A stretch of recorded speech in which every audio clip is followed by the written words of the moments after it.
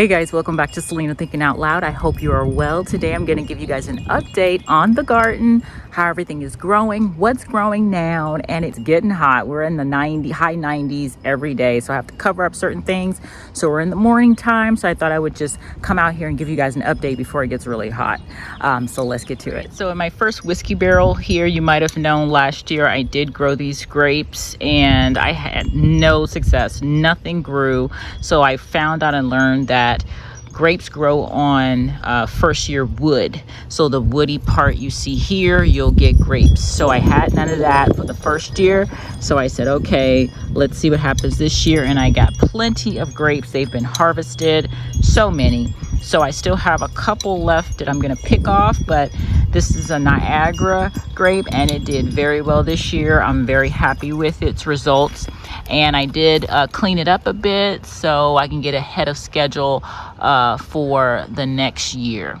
As you can see, I have a couple blueberries coming up now, and they're ripening through July here and maybe August, September. Not a lot though, so I'm going to have to explore different options on how maybe I can get more production next year. As you can see, I have two varieties in here and the bush is growing like crazy. So hopefully if I research, I'll get more blueberries next year. But that's a look at some of the blueberries that are ripening as we speak. This is the raised bed that I've had here from last year. I built, as you can see, it's full of lavender. The lavender has no problem with the heat. So I say if you want lavender, go for it. This is one variety and it's doing very well in the heat. As you can see, I have a lot of green beans here. They are here doing their thing, growing like crazy in that chicken manure, which I find that the chicken manure is doing very well for all of my plants.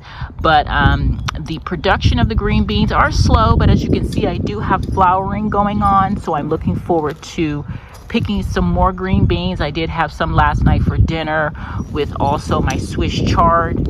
You see over there that's growing very well. I did pick so much of my kale, so it's trying to rebound and grow me more. So I'm just letting that grow out to have more kale as well. But as you can see, it's time again for me to go ahead and pick some more chard and saute it up and have it for a nice lunch or dinner. I started this Cosmo in the house, had no idea that Cosmos grow this huge from a little slinky little plant. I had no idea that it would take off like this, but look at all the beautiful flowers it's making. It does recommend that you deadhead the flowers that are dying off and it will continue to produce more and more flowers, and so that is true. I've been deadheading this and look at all the little buds that are coming up. Look forward to seeing those beauties as well, but they are lovely. And then down here, being shaded by this Cosmo, this is a Tiny Tim tomato. As you can see, it's starting to flower now, all of the yellow flowers, and that is going to turn into tomatoes. They're little small ball round tomatoes, not too big. So this is a tiny plant, Tiny Tim.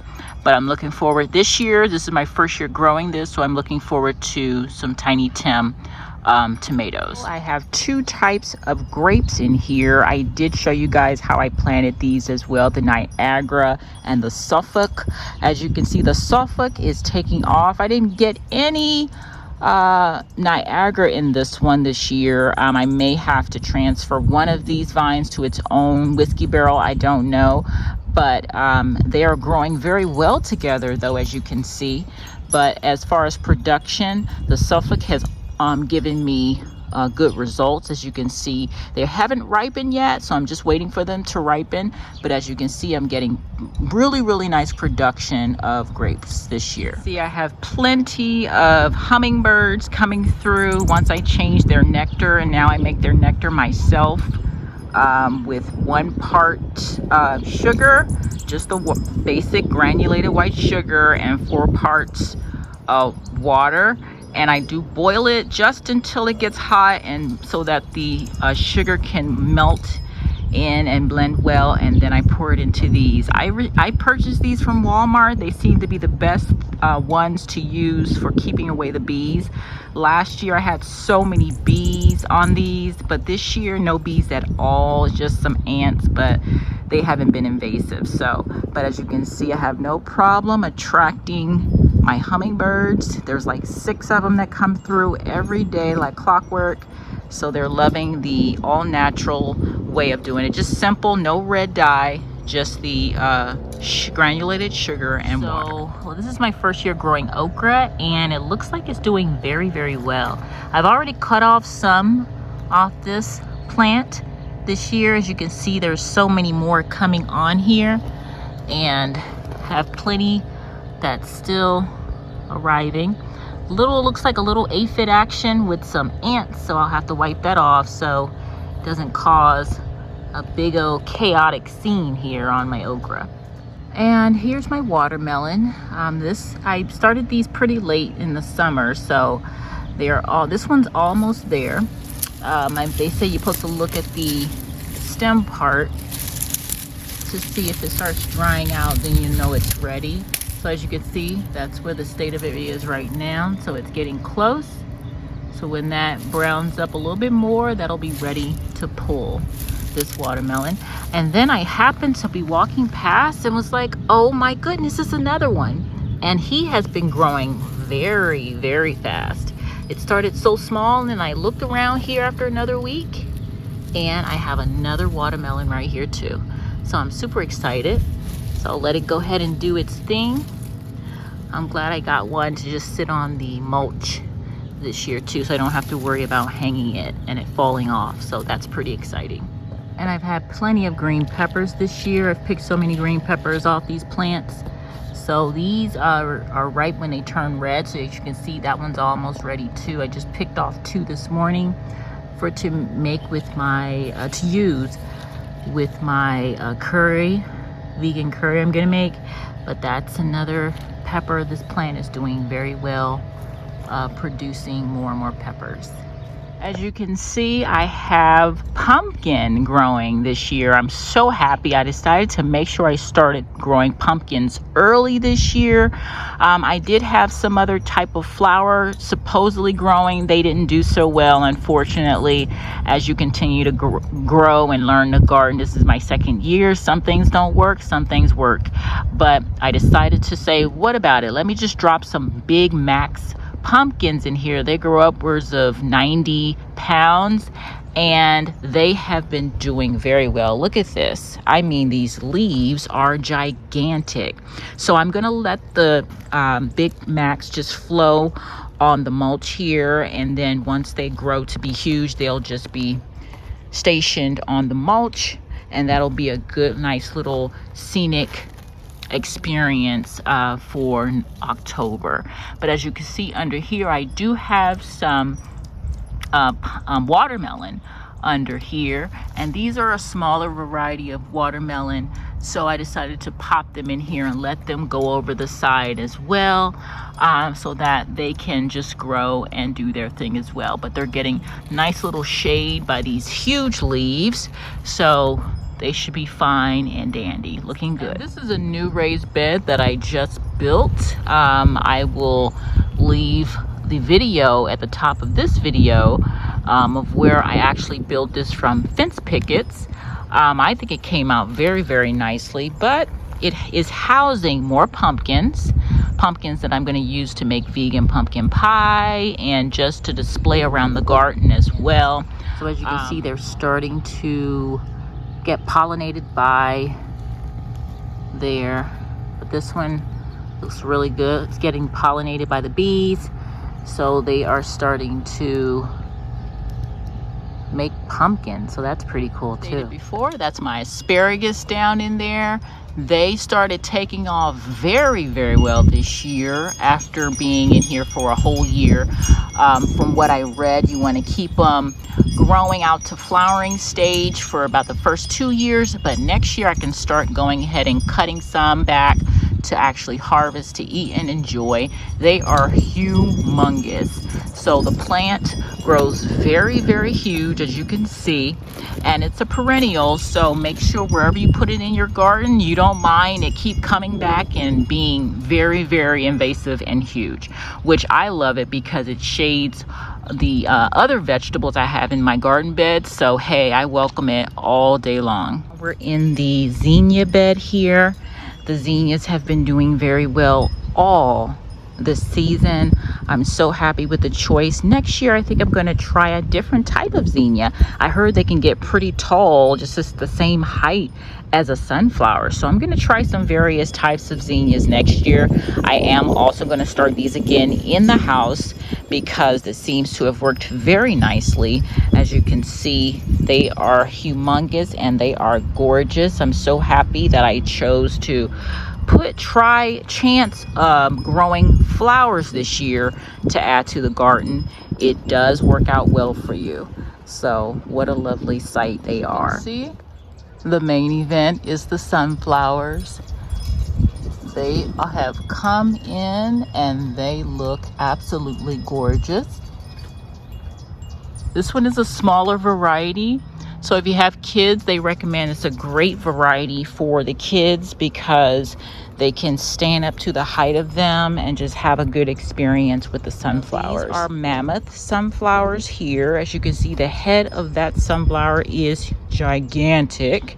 So I'm going to let some of these dry out and then I'll be recycling the seeds to grow more next year. Once these, as you can see, these been out here for a while. So once these die off, I will be getting ready to plant more sunflowers in the house so I can transplant more out so I can have some through November, because we don't start getting our last frost until November. So I want another batch of sunflowers as well. But as you can see, this one's just starting to open. And over here, here's another Mammoth Sunflower. And then this one here, these started a little later because I had different space that was empty. So I dropped some more seeds. And as you can see, they're just starting to come up, these sunflowers here. And then that's another Mammoth in the corner there. This one is the Velvet Sunflower with the beautiful reddish orange color. As you can see, it makes a lot of flowers on it. Really, really nice. And this one is the American Giant Sunflower.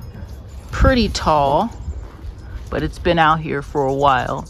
As you can see, I'm gonna let the seeds dry out so I can again hopefully plant some more. As you can see here, here's another Velvet Sunflower. Lovely. Session plant all of these sunflowers, so as you can see, they're just starting to wake up. But I just went ahead and used all velvet here. As you can see, I'll show you that beauty back here. And the bees are here, as you can see, enjoying the sunflowers as well. And these are just coming up here. Yeah, so once all of these start dying out, again, I'll add more so I can continuously have a beautiful array of sunflowers. I thought these flags add a beautiful bit of character to the garden. I purchased these from Amazon. These are a more durable flag than what you might see around. So I thought to get these. They're so durable and they're so nice. This holder was purchased for me as a gift from Tractor Supply. It's a solar light. So in the day it gets the solar absorbed through here. And then at night it pops on automatically and lights up the garden, this area. So I really like that. But these are really, really nice and durable. And I'll leave them in the comments of this video. I'll show you the other one. And just in case you want to add them to your garden. And here's the second one I purchased from Amazon, from the same store on Amazon, Hello Sunshine. I thought these are really, really cute. I think they're more all season type. So I wanted something that I can put up here and it could be all season. But you know, you can always change out your flags and everything according to the holidays, according to the season you're in. But I just wanted something that would be more all seasonal type decor. But this one also I purchased as well from Amazon, and I'll leave it in the description of this video. See here, I've added another lavender plant. They're always the best to go to. It's a little hot right now, but they will reproduce, and this will be so much bigger next year. I just purchased this like last month, so it's just getting comfortable and cozy with this area, but trust me, it will be huge like the ones over in the raised bed. As you can see, I have the hostas in those pots where I show you in the other video of how I planted them. As you can see, they're doing well. Just a little brown on this one, but it's still growing, making new leaves, as you can see. But they seem to be doing better in the pots. As you can see, new growth right there in the center there. So they're doing very well. I'm gonna end up putting them in a larger pot and just kind of letting them go and thrive that way. Go, guys, the strawberries have woken up and they have produced a nice amount of strawberries actually. As you can see, she is creating these runners. I'm just trying to figure out what I want to do with all these plants. So what I'm gonna do is most likely I have one more raised bed that I'm gonna build. So I'm going to add some of these plants to that raised bed, especially this one, very nice and healthy. It needs to be put into the garden bed so it can produce more strawberries next year. But it's doing very, very well. I did pick off some strawberries yesterday, so nothing to show you guys, unfortunately. But as you can see, it's nice and green and it loves this pot. And this little beauty I picked up from the garden center this year, and I thought I wanted to put in more drought tolerant plants. And so at my garden center they had this sweet pea shrub. It's called Petite Butterfly. As you can see, plenty of beautiful purple flowers there. It's doing very well in this direct sunlight and heat. I hardly have to water it, but when you first put it in here, you do want to water it consistently until it gets established, and then it's been doing fine over this past month in this heat. And as you can see, it says here it can sustain sun or part sun. It blooms all year round, which is great, hardy, and it says the height can go up to from 2 to 3 feet. So I just love these drought tolerant plants. I try to find ones that give off some beautiful flower because it'll add character to the garden. But this one's good for bees, butterflies, and hummingbirds. And I have my hummingbirds, as you saw. So I'm glad I have something they can enjoy as well. I also have a bird bath in here. And I feel that if I'm going to have an experience, that I have to have an experience for not only myself, but also for the birds, the hummingbirds, the pigeons, the bees. I find that the bees also come drink water. I had no idea. I have crows come to drink the water, so I will fill that up a little bit higher here. It's still morning before the sun comes up and really evaporates some of that water. But as you can see, the garden is nice and calm. It's relaxing. I will put a seating area right here pretty soon so that I'll come out here and read and maybe write and create some things creatively that I'm wanting to start and work on. But I wanted a really relaxing place that I can come and really see things grow as I create, write, read, and all that good stuff. But as you can see, the sunflowers are across the back there, doing very well. And so I'm looking forward to seeing what else grows this year and getting my brassicas ready for the fall. And they will be everywhere. I'm gonna put brassicas so I can have my cabbages, my spinach, all that good stuff, broccoli, cauliflower, all that good stuff. But I'm going to add more water to the bird bath, and yeah, get ready to cover up some stuff from this heat. But thanks a lot for spending time with me, and you take care of yourself.